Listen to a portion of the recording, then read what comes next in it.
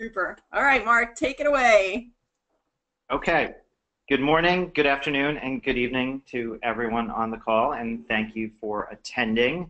As Deb mentioned, several of us attended the 2017 SourceCon conference in Anaheim, California, the week of March 12th, and the theme of this year's conference was artificial intelligence and machine learning. How is it affecting our lives every day in recruitment, and what does the future hold for us as recruiters, sourcers, and researchers in our field?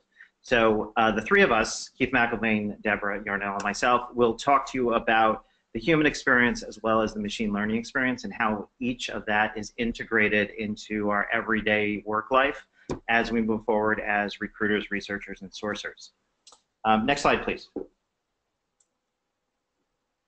So before I begin, I just want to say happy Star Wars Day. It's fitting that today, May 4th, is the day that we present a workshop on artificial intelligence and machine learning because it just seamlessly works itself into it. So many of you, I'm sure, have read articles, heard conversations, or experienced dialogue around how cognitive learning, artificial intelligence, and machine learning are taking over the way we do recruitment. But little do we know that over the last 20 years, we have been a part of this cultural shift in our everyday work life, and we don't even realize it.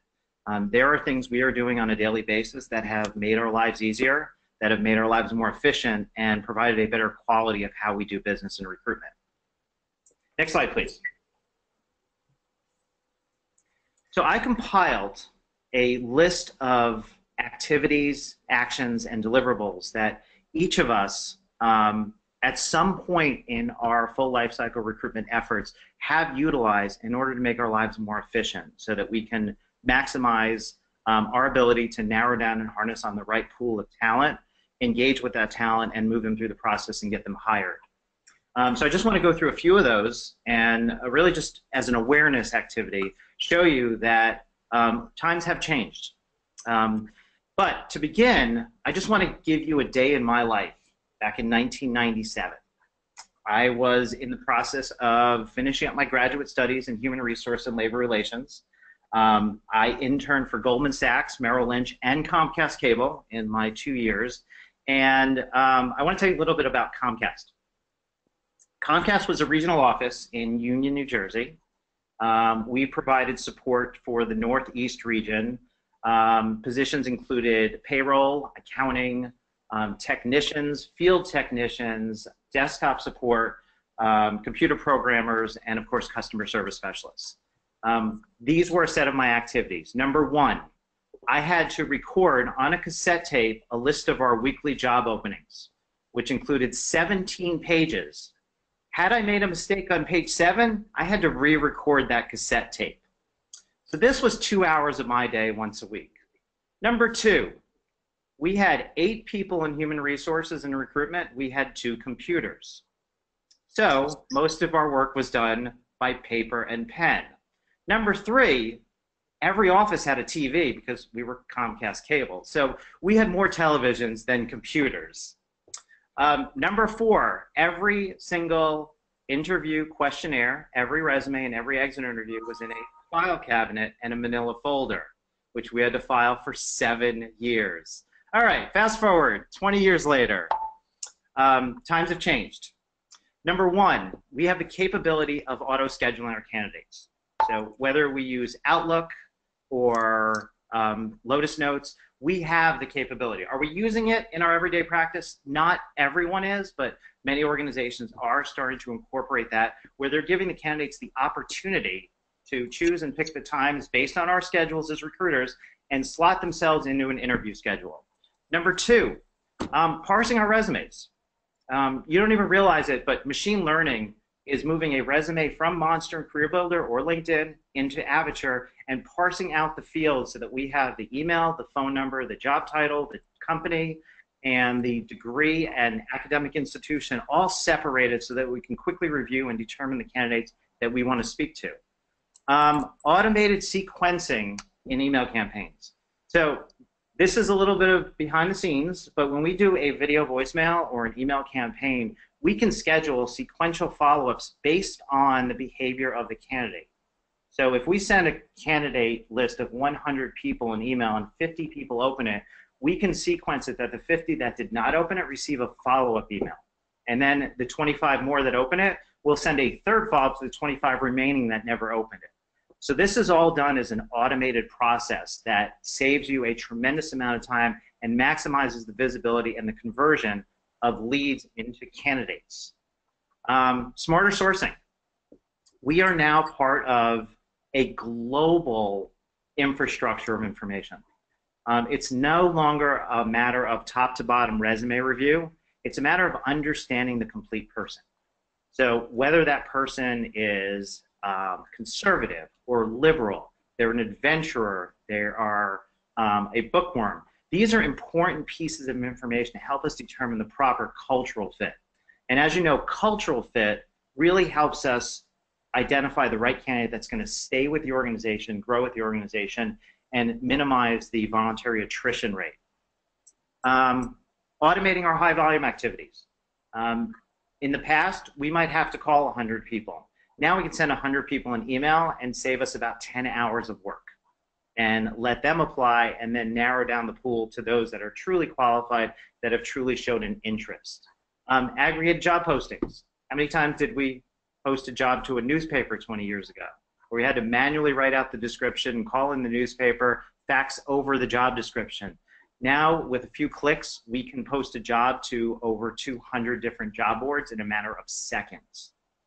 So I'm not going to go through all of these. I just wanted to go through a few of these. But clearly, as the population grows and the demands of organizations grow and the skill sets become very niche and very specialized, the need to identify the right fit, both in terms of skill and culture and personality and persona, are more and more important. And we need to rely heavily on these machine learning and artificial intelligence solutions to help us do our jobs.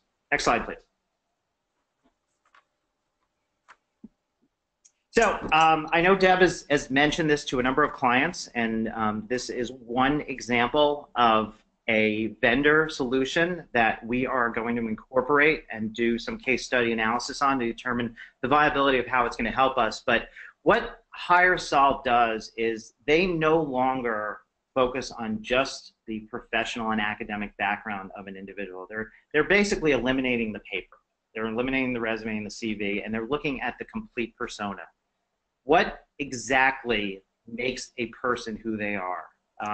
Their internet chatter, their conversations, their interests, their personalities, the tone of how they communicate, and the whether they're passive aggressive, whether they're very forthfront.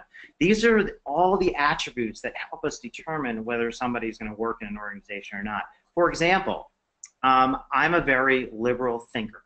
I tend to take higher risks than most. So before a solution or a new application has proven itself, I'm willing to step up and take that risk to see if there's value in it, do a pilot test, and see the results and analyze the results. Now, would I work for a very conservative insurance company? No, absolutely not. Because a very conservative insurance company waits for something to be proven successful and then integrates it in. Would I work for a liberal company, such as a Google, that tries out 10 new solutions and 9 of them will fail, but the one that succeeds is going to skyrocket them to another level of excellence? Yes, that's the right cultural fit for me. That's why at IBM, I'm willing to have open thought, open dialogue, and open conversation, and take more risks than I would with a more conservative company. Next slide, please. So this is my final slide, and I thought I would just add a playful gift to it because it's just fun to watch that personal assistant talk to you with its big old eye and mouth all consolidated into one. Anyway, I just wanted to outline here with this slide is we've only tipped the iceberg. Many analysts and many experts in the field have identified this as machine learning and artificial intelligence 0.1 or 1.0. And there is already a number of organizations that are already testing the battleground for 2.0. what's going to be the next generation. Bots are already starting to be integrated to help us maneuver through some of our everyday activities.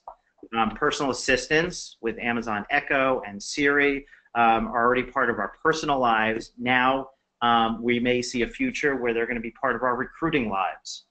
Cognitive intelligence, predictive analysis, complete profile matching, these are all part of what IBM is looking to package and present to our clients moving forward. And we are one of the major players in cognitive learning. And we expect to continue to emphasize that, to build on that, and to grow that capability as we move forward in the recruitment world. So that concludes my portion. At this point, I'm going to hand it over to Deb to continue on with her topic on humanizing our outreach. Thanks, Mark. So now that we've heard what artificial intelligence can do for us, let's chat about what AI can't do. And that is to be human. I'm sure everyone on this call has experienced the dreaded automated telemarketing callers, or even the robotic customer service rep who, for the third time, has asked you to check if the modem was on, followed by, well, let's try rebooting your system. If you're like me, you're pressing the hashtag a few hundred times in hopes a human actually picks up on the telephone call. Next slide.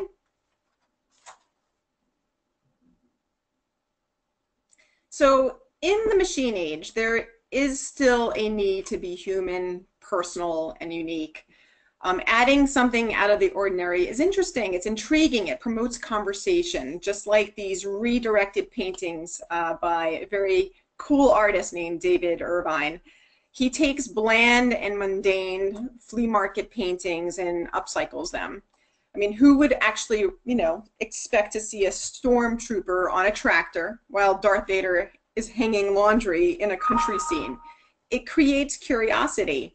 Or even movie theater food marching across a lake with a mountain backdrop. It stops you. It's not ordinary. It's not robotic. And of course, hey, it's may the fourth be with you. So I'm glad that I actually have a little Star Wars in my actual presentation as well, Mark. Next slide, Hubert. So one of the common themes during SourceCon 2017 was, even in the age of machines, we need to rise above the robots. Finding people is easy. Engaging them is more difficult. People are just naturally curious and influenced by oddities. Therefore, outreach that is personal is more engaging. When using the right language coupled with actual candidate history or loyalties, we show them that we are caring about them and caring about their background. We cared enough to find out what makes them unique. We tap into their feelings or their mood. Robots can't find feelings. They don't feel. So when you're reaching out to candidates, there's a great need to be creative and be human. So, what I want to do is I want to show you some examples of some poor messaging and some really great messaging. So let's go to the next slide, and we'll show you some poor messages right now. So some examples, and I have 3 examples of poor messaging, all of which was shared during SourceCon by Katrina Collier and can be found on a very interesting Facebook group called Fight Spam. If you don't belong to it, definitely join. It's a fun group that was started by a good friend, Allison Cruz, that I used to work with over at Aon. But it's interesting because they share, emails and posts of really bad messaging. And the first one reads, and let me see if I can increase the size of this because I can't see it actually. But it says, hold on one second. Let me open up my own PowerPoint presentation. I can barely see this particular slide. Let's see if I can increase it this way. Nope, I can't increase it that way. Hubert, is there any way that you can increase the slide size at all? Oh, Zoom, hold on. Full screen. And all right, so the first one reads, "Hi, I would first like to apologize in advance if this email does not match what you are targeting in your current job search. With that said, I am reaching out to see if you are currently available for work. My team is staffing for a recruiter for a client of ours located in Buffalo Grove, Illinois. They require at least 1 or 2 years of recruiting or working in the related field. If you're interested in learning more, please respond to this email, or you can reach me at blah, blah, blah. I will review your information and follow up should your resume match the client's need. Also, please feel free to pass my information on to others that may be interested in this opportunity. Thank you for your time, and we look forward to hearing from you soon. Best. Well, if that doesn't scream, I could care less about you, I don't know what does. I mean, the person obviously didn't have even the decency to see if the profile even matched the role that they're working on. This is just poor, poor messaging. The second one is also interesting. Hi, Matt. I have an exciting opportunity for an embedded software engineer, cybersecurity reload package in Springfield, Ohio. Check it out. And they put the actual link to the applicant tracking system. If the opportunity seems like something you might want to pursue, please reply to this email and your latest resume, or apply directly through this link. Although you came up in my search, I may be referencing an older resume of yours. If you can provide your most current resume, I can send you a more relevant job match. Look forward to hearing from you. Let me quote that again. I may be referencing an older resume of yours. Provide your current resume. Talk about going from a casual relationship to let's get married tomorrow. Too fast again. How exactly do we expect the candidate to feel special when what the recruiter must find must be old? So again, this is just another example of poor messaging. A third one. Oh, and this is the best one. Hi. Hi who? I'm sorry to trouble you.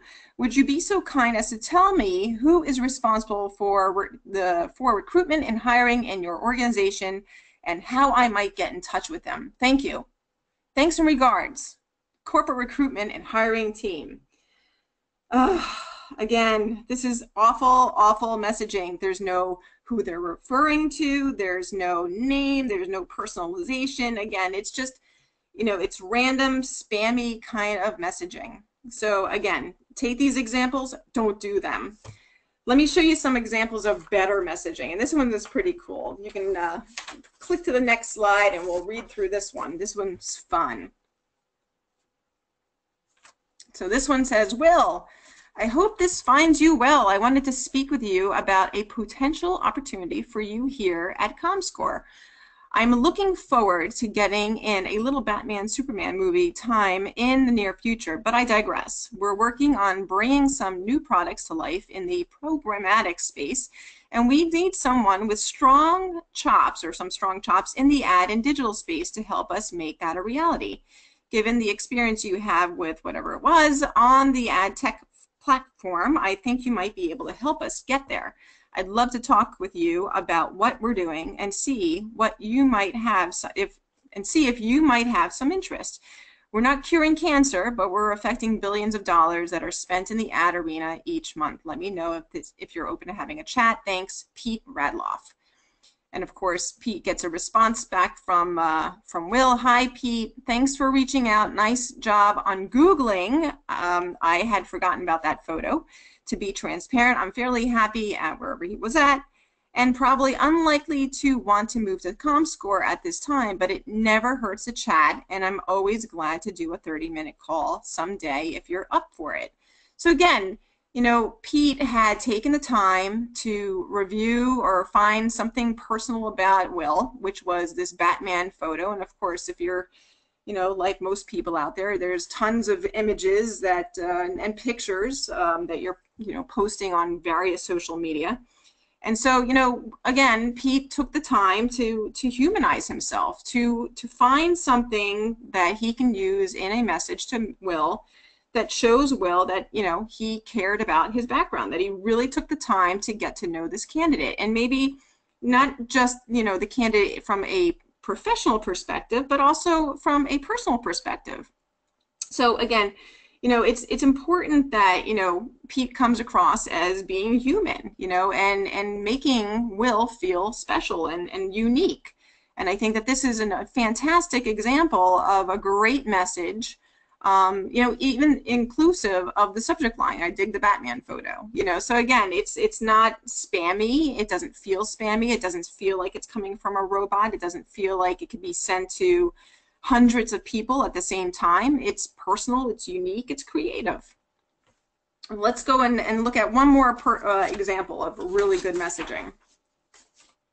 You can go to the next slide.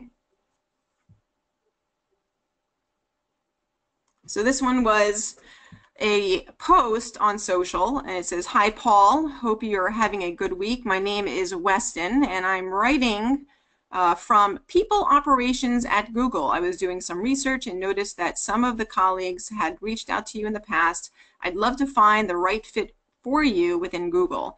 Given your experience with Nyan cat costume, system architectural plural, and talking like a pirate. I must admit, telling people on the internet that they are wrong is one of my favorite things to do as well. If you're open to having a chat about this new opportunity, let me know and we can find some time to chat. Thanks, Paul. Looking forward to hearing from you, and have a great Monday viewing lots of pictures of cats on the internet. Cheers, Weston. Weston Philman, People Operations at Google."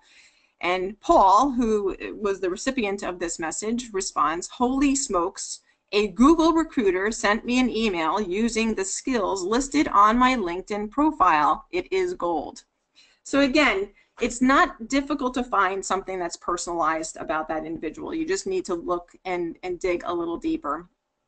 But, you know, we're not bots. Let's not succumb to them. You know, personalized outreach is, you know, really key to maximize response. Be creative, show candidates that we care. And again, remember, we're human. Empathize, convey our feelings. I think it's very, very important that we follow these rules, and I bet you that you will be, you know, very, what do you call that? You'll see that the responses that you get from candidates will be more maximized if you are personalized in your messages to them. So thank you, and next up we have Keith McElvain, and he'll be talking about innovation. So Keith, on to you. Thank you very much. So first we're going to talk a little bit, as Deb mentioned, a little bit about innovation. Hubert, next slide, please. So this information that we're going to show is coming from an individual speaker at Con, excuse me, and her name is Karen Wagner. Karen was the director of recruitment for Deutsche Bahn, who is one of the largest global logistics companies. They're based out of Germany, and they're responsible for over 10,000 hires per year in Germany alone. That's not including other countries all around the world. So they have a very significant volume that they're dealing with. Deutsche Bahn has a very interesting approach to innovation.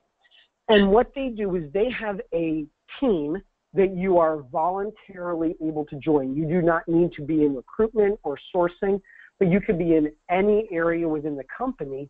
And they have a group that comes together on a monthly basis to talk about new tools that they could consider for recruitment and how to push this through. Those are then decided to go through, and the best two, on average, two choices are selected per month, and then they are given a budget to go forward and put those into reality. 3 of those are described here. First is a hologram. This is a hologram that is off of your mobile device. So there's a video, and then there's that, what you are looking at is a little plastic prism that then makes a hologram. That was determined to be something actually very significant for them, especially in career fairs. So they can have something that there's a takeaway. It can show, you know, they do a lot of train promotive type work for transportation. So they can put together different images that then come through as a hologram. So that is one that they put together. A second was virtual reality glasses. So that is something that you can walk through, and it can kind of give you a little bit of a walkthrough if you're going through a manufacturing facility. A day in the life is what it would be like if you were in manufacturing or on the floor or a labor someone that you can give a little bit more insight to what they would be doing. And they're not talking about very long, these are on average 1-minute videos from a virtual reality perspective. You know, those videos are available as well, and if you have your own glasses, you can look at them at home and then make them available. But they also do those as a part of a career fair as well, because they're getting out and touching so many people in these different events. And the third is something that we actually do as well, which is a day in the life video, to talk a little bit more about the culture. So in this regard, what they do is they go out and they will have a little bit of cultural videos taken at the site, but then they will actually sit down with those individuals where they can talk and to kind of do a little bit of a Q&A about what a real day in the life looks like. So it's not only giving a visual of following them around, but it's also giving a little bit more of commentary about why they enjoy it, what excites them, a little bit more insight to that. The great part is that we do this already. We have the capabilities to do this already through our employment branding group to make it very well produced, have a crew go out and do these right on site. So the takeaway with this is innovation is key, and being able to take what we already have available and look at new areas and what other areas are doing within marketing in general, and how can we then translate that to recruitment marketing. So right off the bat, a day in the life video is in our world, kind of the low-hanging fruit that we can look at.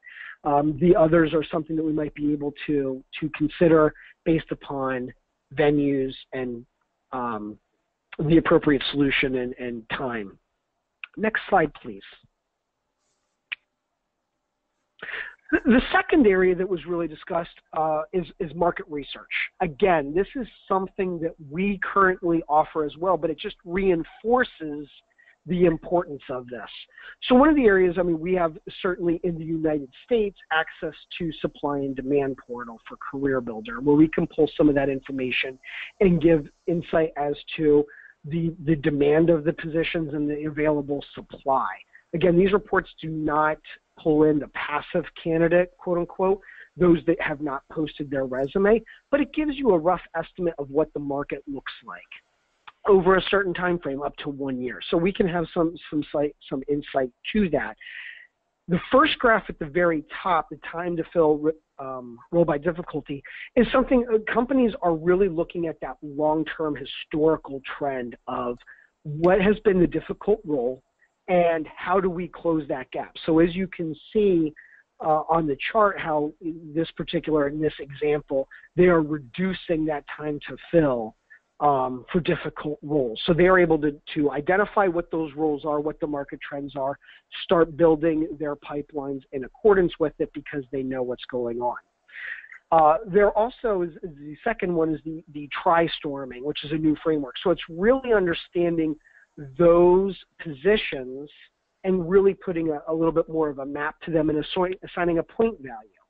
So the very easy positions are assigned a grade of 1, and it goes from there. So that way you can look at what the recruiter's rec load is like with a point value and understand, okay, X recruiter has a total point value of 10, Y recruiter has a total point value of 30 in terms of their difficult to fill. Maybe we can shift some of that workload over and make it work. So it really helps to balance the recruiter's overall current workload and try and even that out a little bit more and be able to impact those difficult to fill positions and that time to fill.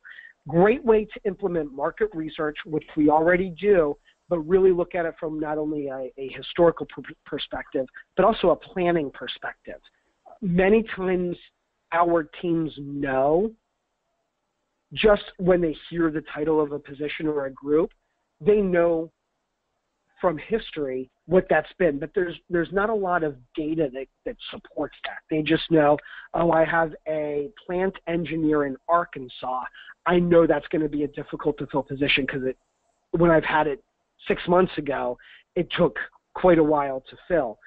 This gives a little bit more substance to it So as requisitions are assigned, we know we can also then educate the client teams to understand, we have to go out and start doing more right away rather than either just posting a job or seeing who applies, but we have to do a little bit more than that. The market research is critical to supporting that type of work. Next slide, please. One session was around PepsiCo, and this was really, in overall, the PepsiCo secret sauce. The interesting part to this session was that Jeff Widener actually gave this presentation years ago, and Jim, who was the presenter for PepsiCo, Jim really reiterated our current sourcing science methodology, where the leads are found in Avature. We are then creating the content and emailing out with, in this case, the PepsiCo brand, and they ask them to join a talent community for ongoing communication. This is something that they find very valuable, so that way they can go back and look at applicants that maybe haven't been touched a while inside of Avature, former employees. They can look at those maybe that were interns, or maybe those individuals that were offered a position, but they did not come to work for the company, and how we know that these people were offered a position. Why don't we keep re-engaging them going forward? Because we know there was interest. They got all the way to the finish line, and for what reason that individual did not choose to come, let's keep them going. This is an overall arching area. It's a little bit, as a talent community is, it's a little bit of a longer term nurture, but it is a great way to keep that communication going, giving new content, new messaging, partnering with marketing or the client teams to understand, here's a new product, here's a new innovation, if it's a technology company or solution. Great messaging will help build that and keep the interest going. And the call to action is constantly coming back into and looking at our positions and applying. The call to action is what we always look at, and what we always talk about is you have to have that at the finish line. And this is an excellent example of how PepsiCo does this. We do a great job on our end in sourcing science, I believe, in terms of the messaging. The talent community, I know, is something that select teams are doing, and I think this is a great area where we can go out and build this portal and this community and start communicating it on a greater basis. So that was a great example in their area. The next slide, please. The last area that I wanted to share with you today is really the overall conversation throughout the entire SourceCon couple of days was, what should recruiters and sourcers consider next, right? So we have artificial intelligence, as Mark touched on. We have the messaging that Deb touched on. And now what should we do? And one of the main areas and one of the main differentiators was being a little bit more technical as a sourcer. So not relying on job boards, not relying on these areas to where they can go out and pull data back or just posting, but how can I get more information? And what some senior, very heavy sourcers are doing is they're much more technical. And they go out and they code, so they'll find a group or an association, and they'll kind of, for lack of a better term, hack their way in to learn about different groups, lists, directories of users and get their information. And right off that, you're able to start composing email lists in those areas. I'll be the first to say this is an area I want to be. I know Deb mentioned it as well in conversations with her. This is a much more technical. This is a little bit more of learning.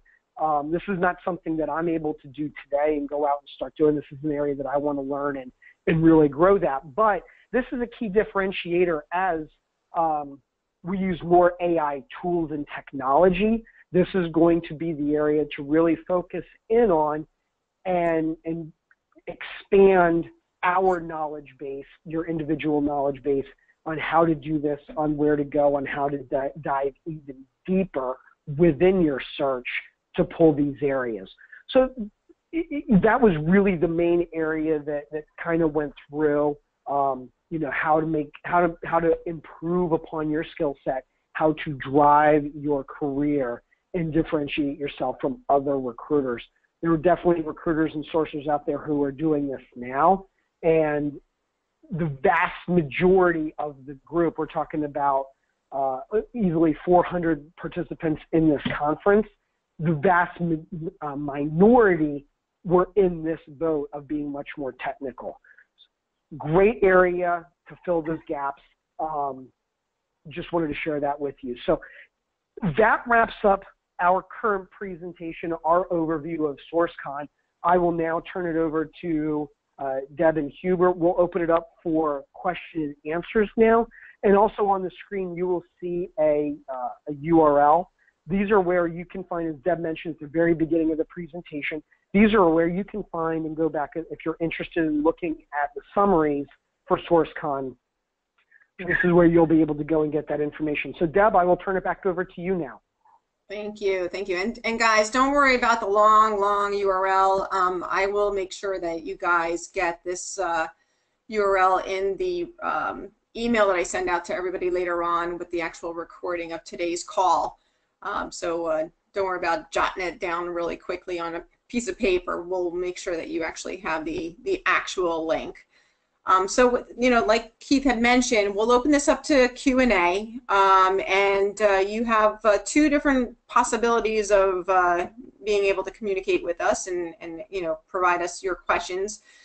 You can ask us questions through the GoToWebinar chat messaging area, or you can actually go ahead and same time myself or Keith or Mark. I have both lines open now, so definitely go ahead and shoot us your questions, and we'll go ahead and answer them for you. Keith, I did have a quick question. I know that you know, most of our client teams, they don't actually attend job fairs, so the really cool stuff around, you know, virtual reality glasses and holograms, you know, being able to use your phone to share a message, share that day in a life. You know, obviously we don't have that ability. Do you have any examples of maybe what some of your clients are doing in terms of video or messaging that, you know, doesn't have to involve us actually going to an actual venue? I know that you did some pretty cool stuff recently on YouTube, and maybe you can expand a little bit about, you know, what that was with what client and what were you guys trying to, you know, accomplish with that YouTube messaging? Sure. So the first part of your question, is there anything that we can do now? So we have looked at the way to do this, may be doing a live career webinar where we are able to interview somebody on the spot. So we are not going to the client site and doing the visit, but we may be able to take images from the client. We may be able to interview that team member and share that information that way. So it's enhancing the job and giving some more insight to that. It could be looking and working with that particular individual on site and having them record a video where we could then edit that out and produce it and make it a little bit more into one video. There are alternative options to going to the client site and pulling those areas. Those would be my two recommendations. Mark and Deb, if you have an alternative idea, please feel free to chime in on that as well.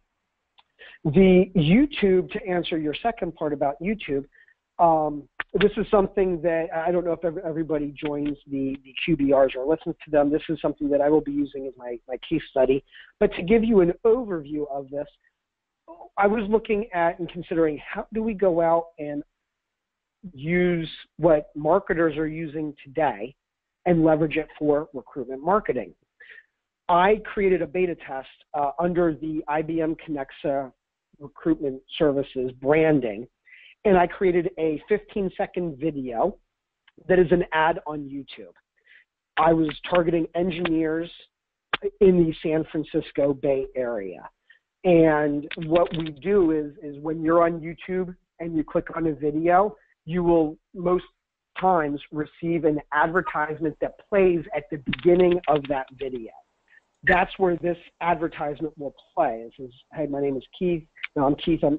Hey, you. I know you're an engineer. We're looking for engineers. Take a minute, click on this link, learn more. And if they click on that link, it took them to what we currently have as a registration page. So there was a second video recorded, and it was, thank you for taking the time. We're looking for engineers in the San Francisco Bay Area, and gave a little bit more insight, and we collected their name, first name, last name, email address, so we could follow up with them. The results were, it was extremely, number one, it was extremely low cost. We had quick numbers just off the top of my head, over 13,000 impressions. So the advertisement showed over 13,000 times. Over 1,100 people actually clicked on the video to learn more. We had a low response rate. We only had one person actually submit their information. It was a lesson learned because we were doing a very generic and broad-based advertisement, did not draw the numbers back that we were looking for the registrations.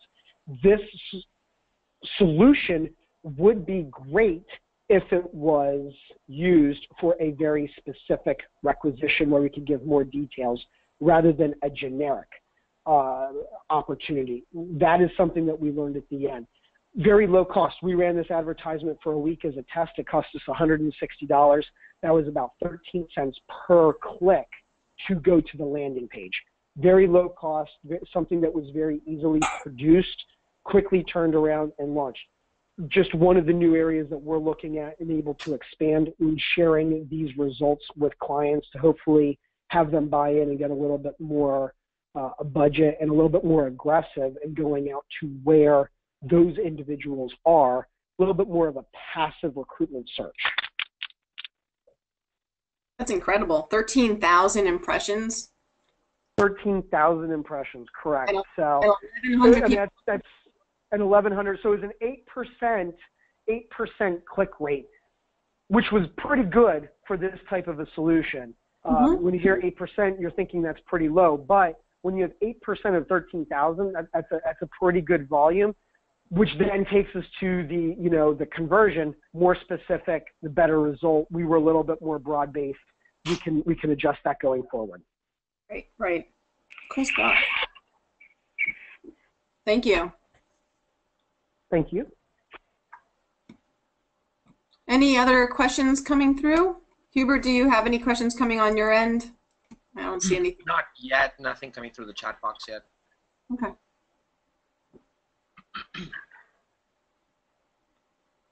All right. Going once, going twice. Any questions? I have my same time open. Even though it says I'm in a meeting, go ahead and feel free to send me a message. Here we go. Let's see.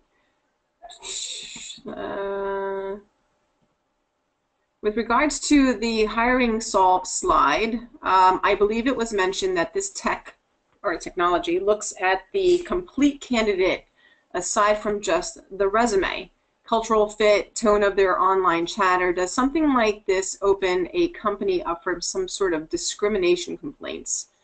So I think the hiring solve slide was on yours, Mark. Do you foresee that this this type of technology that opens up complete candidate information, cultural fit, online chatter, personal information, is that something that opens up a company from some sort of discrimination complaint? The short answer is no. There's a certain tactfulness about putting a persona together. So when you speak to a candidate, whether it's a phone interview, a Skype interview, or an in-person interview, you develop perceptions based on their responses, based on their tone, based on their eye contact, based on the comfort or aggressiveness of how they speak, and you make a preconceived determination based on the complete information you gather on the type of individual and how that individual will fit into the environment, whether it's a teaming environment or an individual contributor. Online is nothing different. This is all public domain information that individuals have chosen to share, whether it's comments about President Trump or their personal opinion on the new Star Wars movie. They're choosing to acknowledge their personal feelings online. So this becomes a public domain issue. The same situation occurred back in 2008 when the first video interviewing solutions were released into the marketplace. There was a lot of concern that recruiters were going to make judgments based on race, based on gender, because they had the complete picture and visual of the candidate themselves. But there have been a number of audits and authenticity type of activities through various employment agencies that have verified the validity of these solutions. Therefore, I don't see any concerns. Would I publicly go out and tell a candidate that I don't like the clothes you wore in your Facebook picture, so I'm not hiring you? Absolutely not. But I think it's essential information to really paint a persona of a candidate to determine if they're the right long-term fit for an organization. Mm-hmm. Great, thank you. Mm-hmm.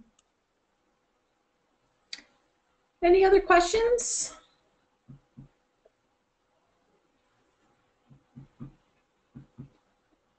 We just have one question about these trainings being logged to Think40. So Deb, correct me if I'm wrong, but people will need to put that in manually, right? There is no automatic connection with the Think40. Correct. Yep. You go into the Think40 portal and you would enter the manual, information around this particular topic and the time that it took you to attend that training. But once you add it in, it is in your Think40 portal. And yes, every sourcing collaboration training call does count for Think40. Okay, I don't see any additional questions coming through, so we're going to go ahead and wrap this up. Again, thank you everybody for joining today's call. It will be added to a recorded YouTube video. I will send that out most likely by the end of the day, and I will also include the URL to the full SourceCon 2017 presentation document inbox. And of course, if you have any questions for myself or Keith or Mark, and that you think about these questions after we get off the call, please feel free to shoot us a same time or email, Skype, whatever mode you're more comfortable with. And again, thank you so much for coming today. Our next call will be in a month's time.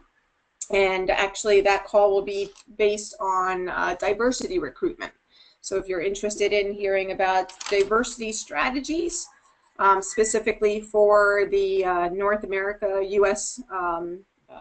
Region, definitely join us on the diversity training that is happening in June. So without further ado, thank you very much, Keith and Mark, for presenting today. Hubert, again, thank you for controlling the slides, and have a wonderful rest of your day. Thank you. Cheers. Bye.